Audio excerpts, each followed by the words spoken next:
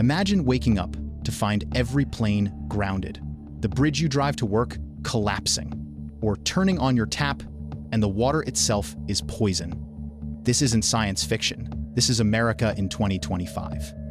The systems we once trusted, airports, highways, power grids, even the water in our homes, are collapsing before our eyes. And what's worse, we've been warned for decades. Right now, we reveal the 10 pieces of American infrastructure already failing, and what it means for the country's future. Every journey begins at the airport. But in America, that beginning is often chaos. Lines stretch for miles, flights vanish from departure boards, and passengers sit stranded in terminals that feel more like holding cells than gateways to the world. What was once a symbol of freedom and progress has become a symbol of decline. The truth is this: America's airports are collapsing before our eyes. In 2023, nearly 1 in 5 U.S. flights was delayed or canceled. Federal data shows delays surged more than 30% compared to pre-pandemic levels. This isn't just bad weather or bad luck. It's the collapse of a system built for another era. At the heart of the problem is the FAA. Its radar, scheduling, and communication systems date back to the 1960s. In January 2023, a single corrupted file caused a nationwide outage that grounded every plane in America. It was the first time all flights were halted since 9/11. This time, it wasn't terrorism. It was outdated software. Then there are the people holding the system together. Nearly 20% of America's air traffic controllers are eligible to retire this year. Many already work 6-day weeks, covering some of the busiest skies on Earth. Near misses are rising, and pilots quietly admit the safety margin that once made U.S. air travel the world's gold standard is eroding. The facilities themselves mirror the decay. The American Society of Civil Engineers gives U.S. airports a D+ grade. LaGuardia, Newark, LAX, some of the nation's busiest hubs, were built in the mid-20th century and have only been patched since. In Europe and Asia, airports feel futuristic. In America, travelers brace for broken escalators, leaking ceilings, and overcrowded gates. The economic toll is massive. Flight delays and cancellations cost an estimated $33 billion every year in lost productivity. That's business deals missed, cargo stuck on tarmacs, and tourism revenue lost. Yes, there are bright spots. Salt Lake City's new terminal, Orlando's gleaming expansion, LaGuardia's overdue makeover, but they are the exception, not the rule. For every ribbon cutting, dozens of airports remain outdated and overwhelmed. And demand is only rising. By 2030, U.S. air travel is expected to surge sharply. Yet today's infrastructure is already cracking under the weight of current demand. Without massive reinvestment, America's skies will only grow more congested, more costly, and more dangerous. Airports should be gateways. Instead, they've become barriers, reminders that the systems built to move us forward are now holding us back. Every mile you drive feels routine. The hum of tires on asphalt, the rhythm of the daily commute. But beneath that comfort lies a crisis. The road beneath your tires may already be failing. America's interstate system was one of the greatest engineering feats of the 20th century. Built in the 1950s and 60s, it connected cities, economies, and families. But it was designed to last about 50 years, and that deadline is long past. Today, the American Society of Civil Engineers reports that over 43% of U.S. roads are in poor or mediocre condition. The signs of decay are everywhere. Potholes that bend wheels, cracks, spiderwebbing across freeways, rust bleeding from bridge joints. What drivers see is only the surface of a much deeper failure. In 2023, a section of I-95 in Philadelphia collapsed after a tanker fire. Traffic along one of the busiest highways on the East Coast was thrown into chaos. Businesses lost deliveries, commuters were stranded, and the federal government scrambled for emergency funds. That disaster was a glimpse of what happens when a single artery suddenly fails. And across the country, tens of thousands of bridges face the same risk. The backlog of deferred maintenance is staggering, $786 billion just to bring roads and bridges up to safe standards. Every year, that number grows larger as repairs are delayed and infrastructure ages further. This neglect quietly drains families, too. Poor road conditions cost American drivers an estimated $130 billion annually in repairs, wasted fuel, and lost time. Every bent rim, every cracked windshield, every extra gallon of gas is part of an invisible tax that drivers are forced to pay. Bridges are no safer. More than 46,000 bridges in the US are rated as structurally deficient. They still carry millions of cars, buses, and trucks daily. Engineers warn that many are one heavy storm, one missed inspection, or one unlucky truckload away from failure. And the impact isn't just local. When a bridge collapses or a highway closes, entire regions grind to a halt. Freight is delayed, supply chains choke, businesses lose revenue. What looks like a single crack in concrete becomes a fracture across the economy. The interstate system was once the pride of American engineering. Today, it's a patchwork of crumbling overpasses, endless potholes, and temporary fixes. The longer the country waits to rebuild, the more dangerous and expensive the problem becomes. Every pothole is a hidden tax. Every collapse is a headline waiting to happen. And unless America acts soon, the road ahead will only get rougher. America's transit once symbolized progress. The subway, the streetcar, the elevated rail, steel arteries that carried workers and families, connecting neighborhoods and powering cities. But today, those systems tell a different story. America's transit has become a symbol of decay. Nowhere is this clearer than in New York. The subway is the lifeblood of the city, moving more than 3 million people every day. But delays, breakdowns, and outdated signals have turned commuting into a daily gamble. The cost of those delays alone has been estimated at $400 million per year in lost productivity. Trains stall in tunnels, riders wait in sweltering stations, and every year, billions are spent just to keep the system from falling further behind. San Francisco's Bay Area Rapid Transit, once a model of modern design, has lost nearly half its ridership since COVID. Stations echo half empty, even as crime, fare, evasion, and maintenance issues multiply. Ghost trains run through the system, carrying few passengers but draining the agency's budget. In Chicago, the CTA faces similar troubles. Service cuts, security concerns, and equipment failures have left riders stranded. Many who once depended on public transit have simply abandoned it, turning instead to cars, which only worsens congestion and pollution. The American Society of Civil Engineers gives U.S. transit infrastructure a D grade, one of the lowest across all categories. And that grade reflects a crisis decades in the making. Federal investment has lagged, aging fleets of buses and trains break down more frequently, deferred maintenance grows while ridership revenues shrink. This decline carries heavy consequences. Transit isn't just a convenience, it is the backbone of urban economies. When trains stop running on time, workers arrive late, businesses lose hours. Traffic clogs city streets, and families who can't afford cars are left stranded. The equity gap grows wider. Wealthier residents find ways around failing transit, while poorer communities bear the brunt of delays, unsafe stations, and unreliable service.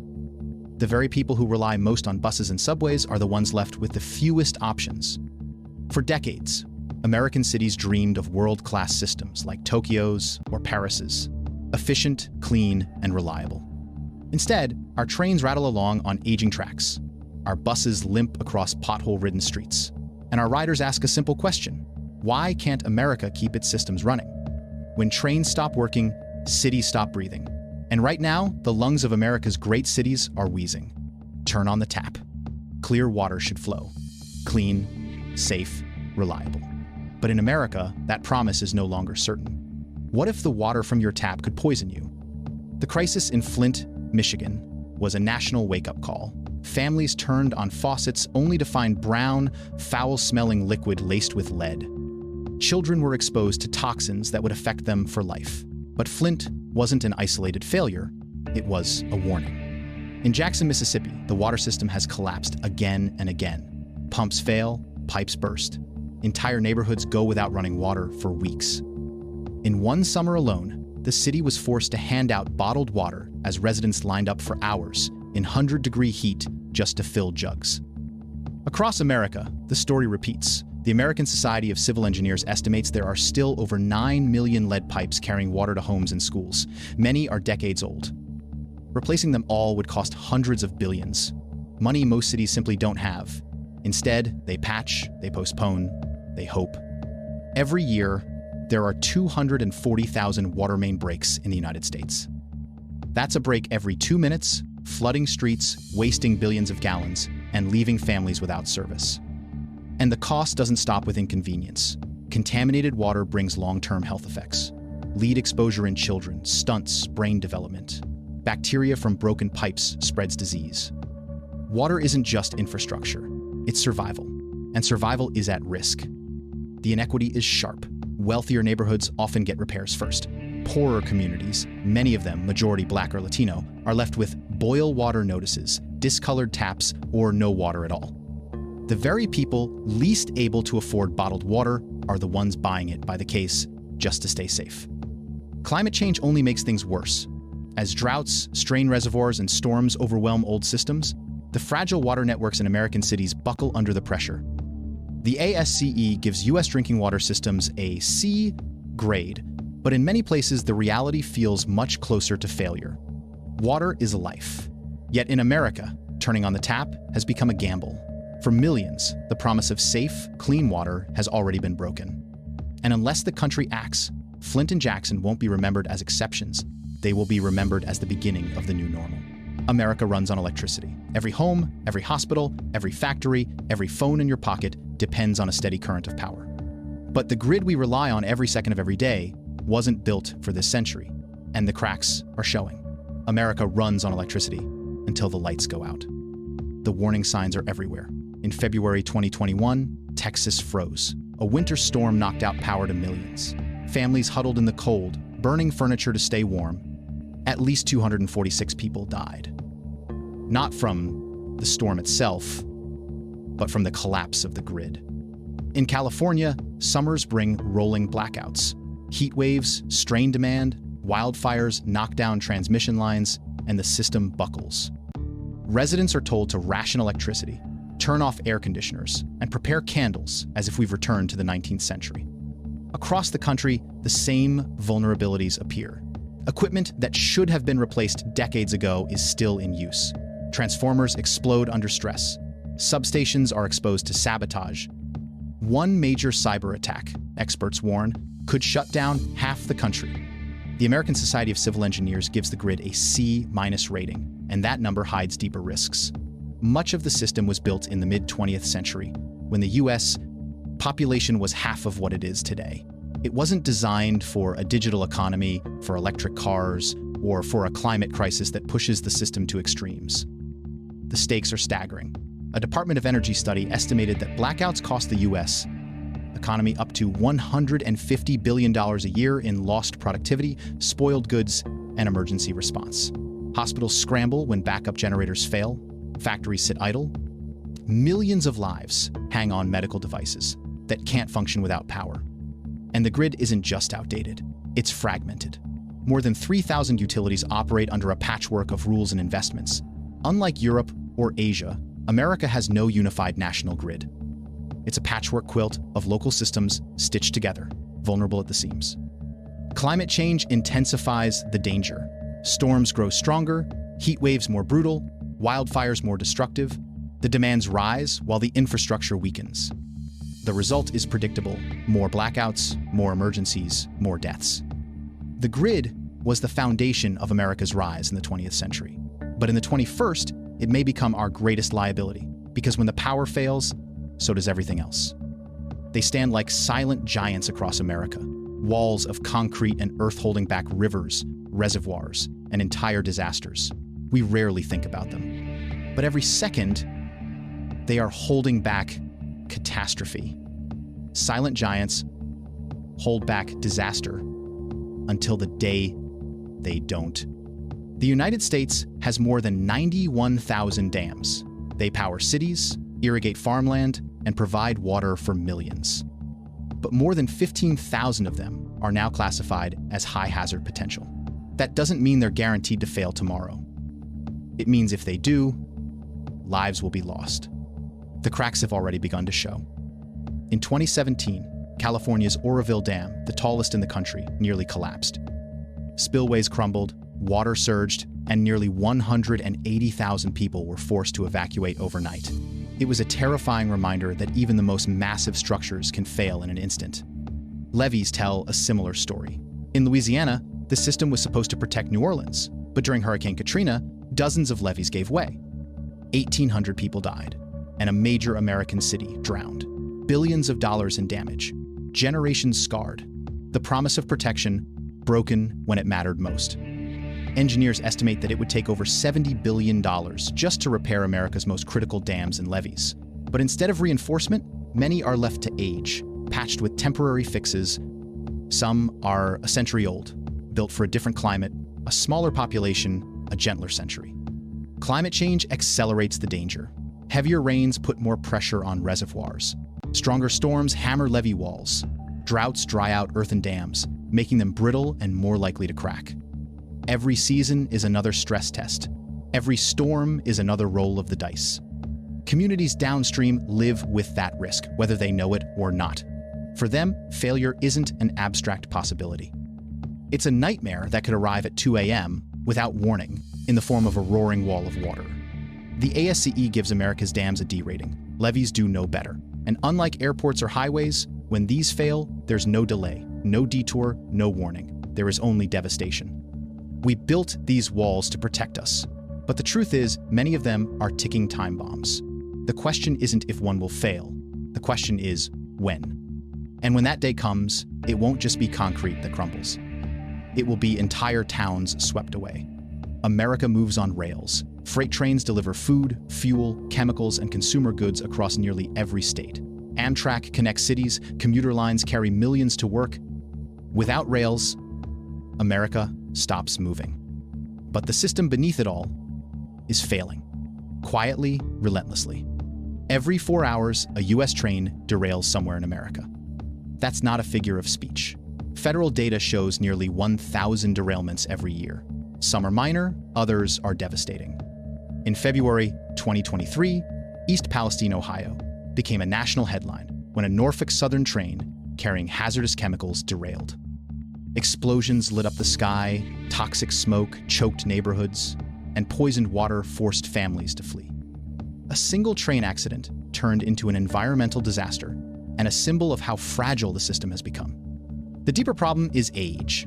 The average U.S. rail bridge is over 100 years old. Many were built before World War I, designed for shorter, lighter trains.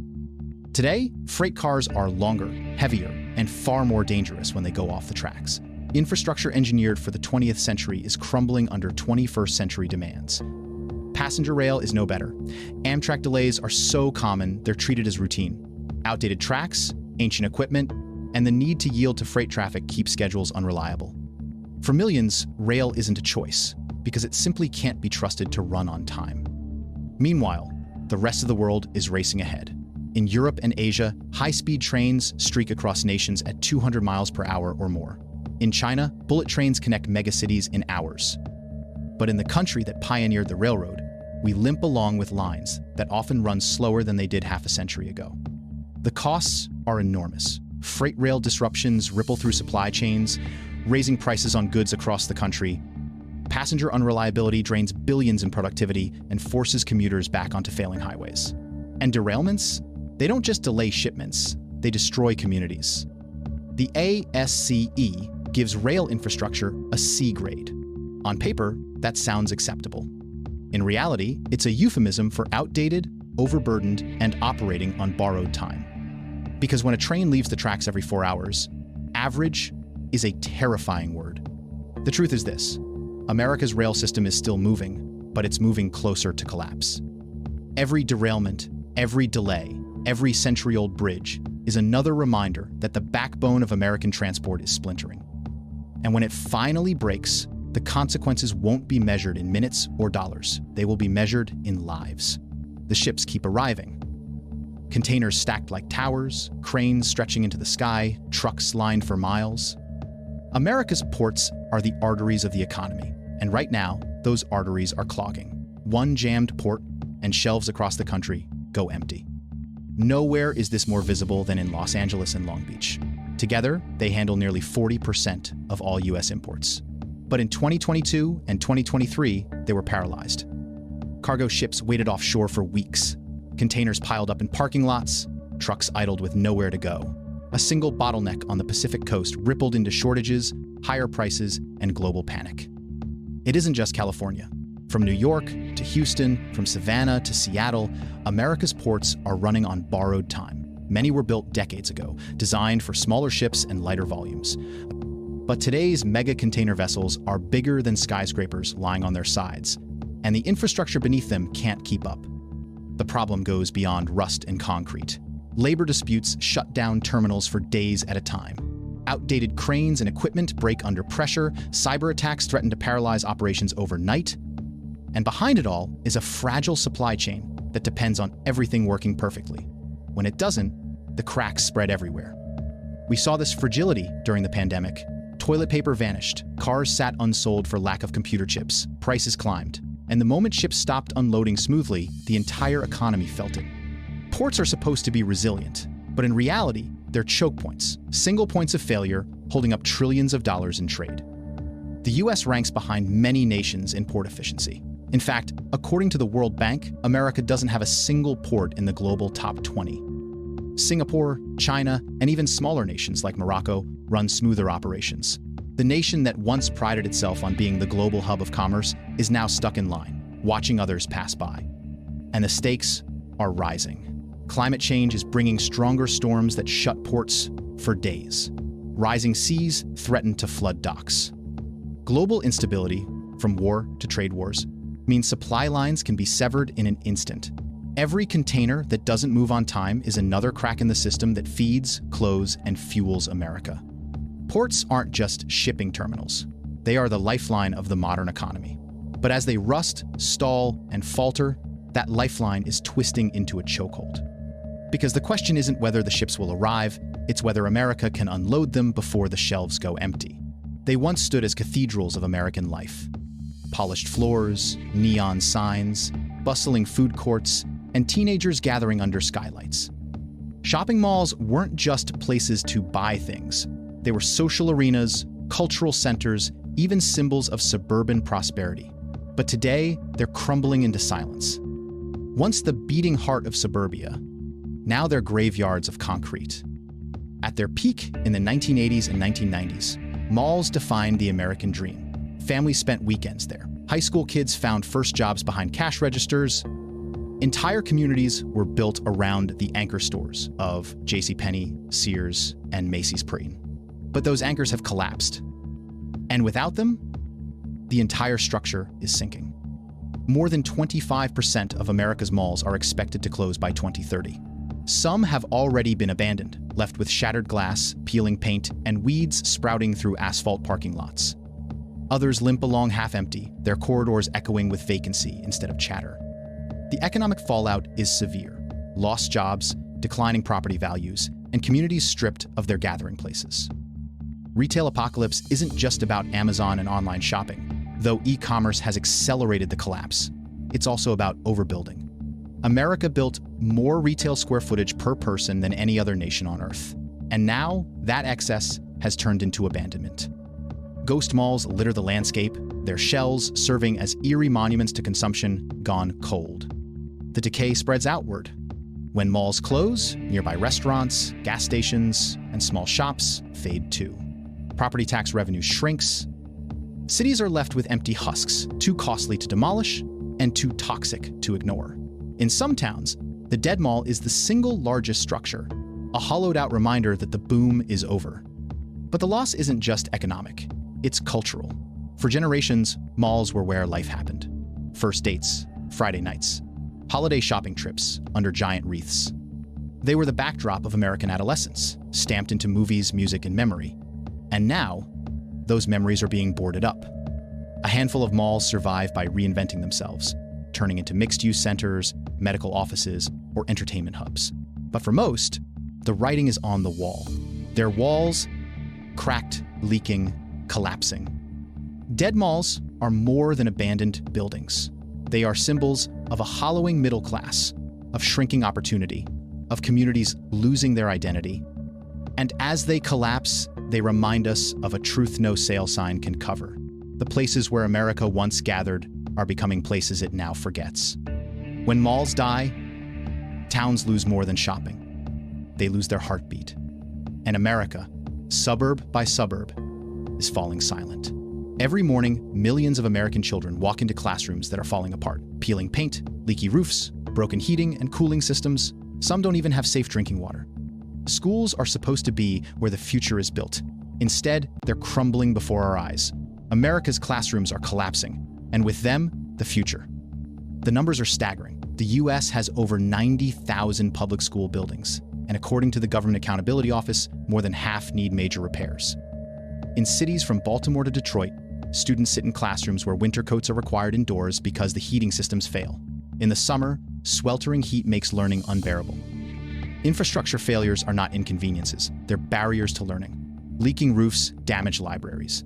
Outdated wiring means no reliable internet in an era where digital access is essential. Broken HVAC systems spread mold and illness. These aren't just old buildings. They are active threats to the kids inside them. The tragedy is worse in low-income and rural communities. Wealthier districts often find ways to patch problems. But in struggling areas, buildings sit neglected for decades. Students in Mississippi or West Virginia attend schools that look closer to ruins than institutions of learning. The divide widens, and education, the great equalizer, becomes another symbol of inequality. And then there's safety. Schools across the country deal with lead pipes still carrying water to fountains. In some cases, children drink from bottles brought from home. Fire alarms and electrical systems go unchecked. Gymnasiums sit shuttered because ceilings are unsafe.